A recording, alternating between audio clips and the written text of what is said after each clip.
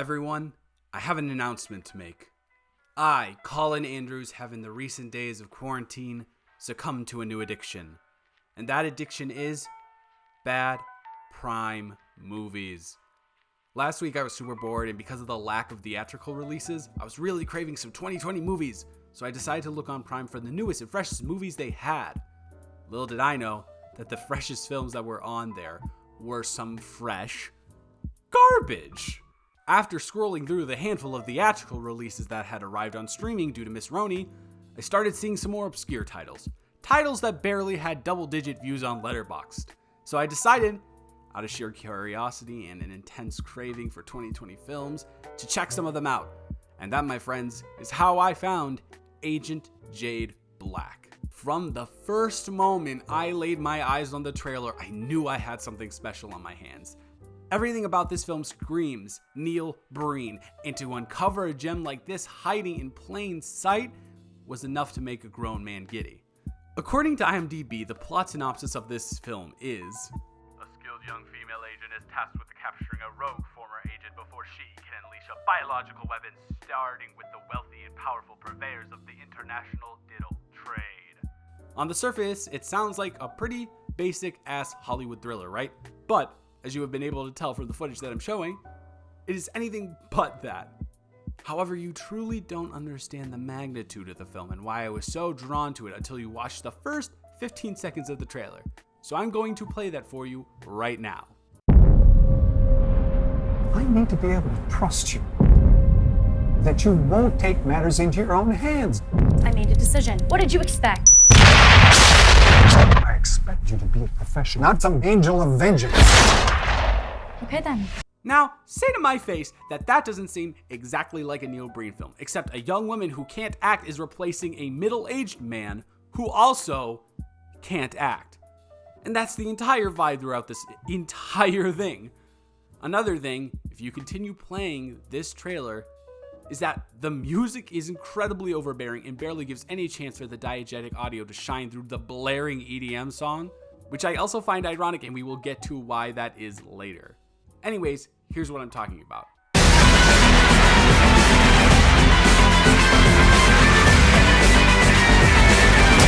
can't let it get personal. It is personal. Atrocious, right? The reason for them doing this? Because the audio mixing and editing on this is just abysmal. My favorite example is an early scene in the film that sounds like this. Oh, Black, come on in. I believe you've met Director Watts. Of course, sir. How are you? Well, Agent Black, I'd be a hell of a lot better if I had some intel instead of a bunch of burned bodies and pissed off diplomats. Yeah, that's the one. Tell me that isn't blissful music to your eardrums, and I will call you a liar. Now, as you have noticed in the clip, another thing that needs to be pointed out is the acting. And not only the acting from all the characters in that room, the acting from every single character in the entire film. Speaking of, we should probably go over all of them. First, we have our titular character, Jade Black, played by Katie Burgess. In all reality, she is trying, as half of the time she does seem okay, but the other half she seems like she's reading off a script, and I actually think she was. Then we have our boss, Malcolm, played by Sidney Flack, who is very clearly the most inept out of all of them.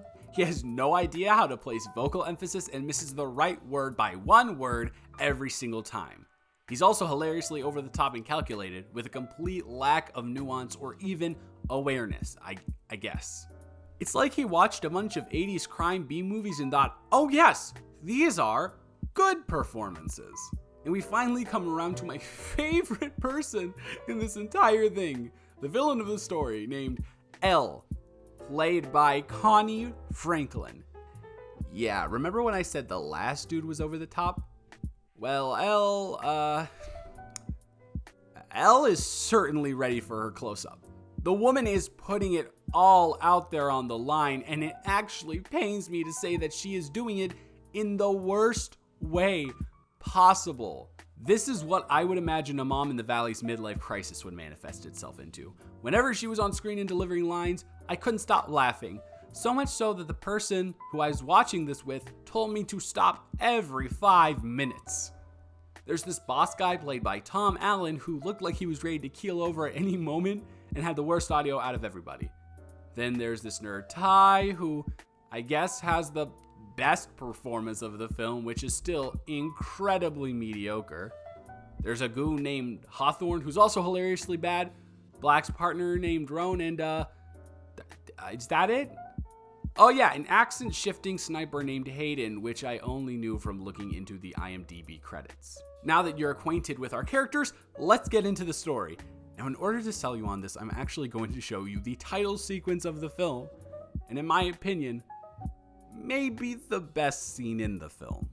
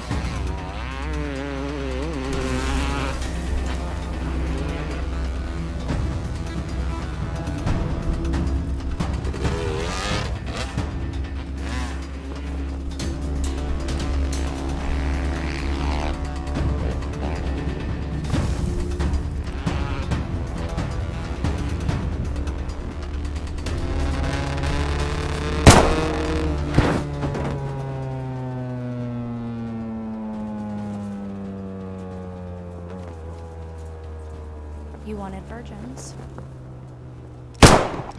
I know. 1, holy cow. 2, that is an actual scene straight out of a Neil Breen film.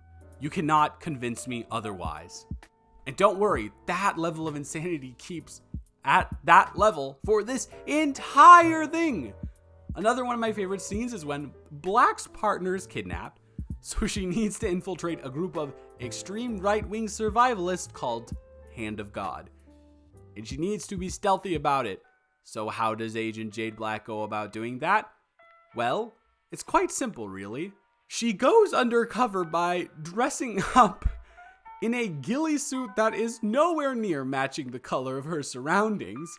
Not only that, but she utilizes the suit by running around above the grass in plain sight so everyone can see her. The woman who, in that first scene, single-handedly infiltrated a group of kid diddlers, planted an explosive and blew them to high heaven, does not know how to crouch. I don't know about y'all, but that's kind of wild to me. You thought that was it? No, this scene has some other grand problems that fit into the larger scheme of things. On the IMDb page, there are multiple people listed as having done more than one job, but the first person I need to talk to is Tyler Cobb. It says that you are the main editor of this film, among other things, so I must ask, how? How did you mess up that bad? First of all, the sound effects. They completely overpower everything. There's no way that a punch in the face should be the same volume as a gunshot. Second, were you using Windows Movie Maker? Listen, I know that it's hard to get good audio on location sometimes, but there's this little program called Adobe Audition that can help you with that. We'll go from one line that sounds like ADR to another that sounds so bad that the switch is almost jarring. I mean, seriously, how am I not supposed to find this hilariously bad and extremely entertaining at the same time? Second, Terry Spears, the Shane Carruth of the film, if you will. The director, producer, and most importantly, composer. I'm gonna play you guys a couple of the songs in the score of the film, and I want to see if you can all tell me the similarity between them.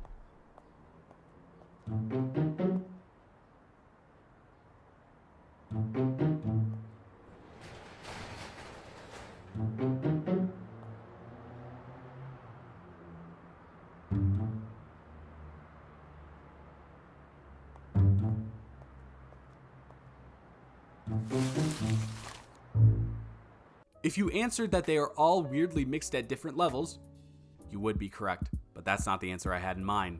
The answer I was thinking about is that they all take 2 chord progressions and repeat them over and over and over again till I feel like I want to throw up.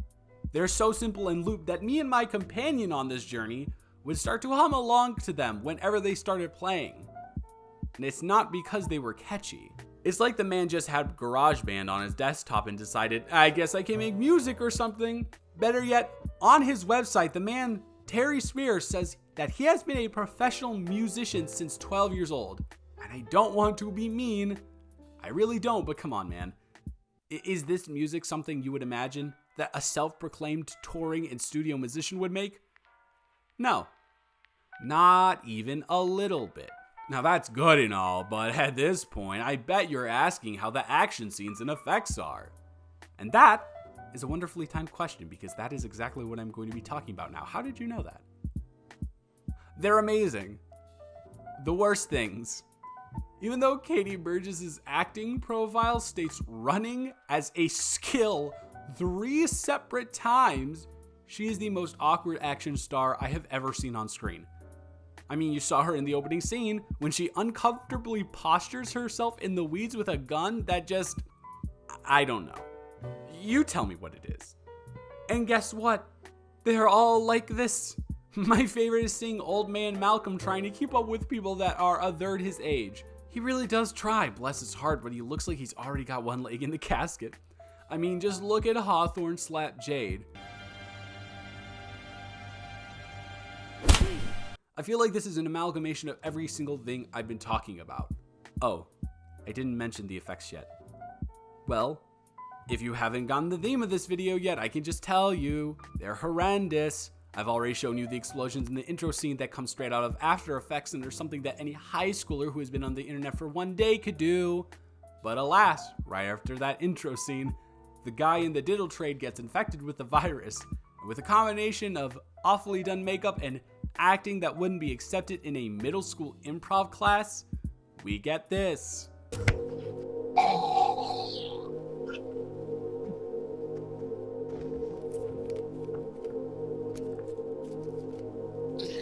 Mitch, get up here! Yeah, I don't know, something's wrong with me! Get rid of the girl.